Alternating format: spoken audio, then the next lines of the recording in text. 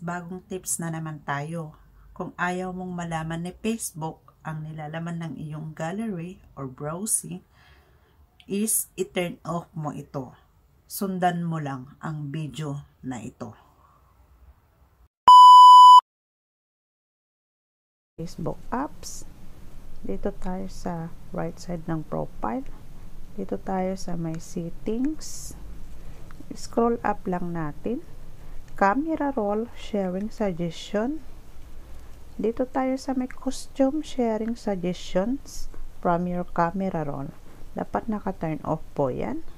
And then get camera roll suggestions when you're browsing Facebook. Dapat naka-turn off din yan.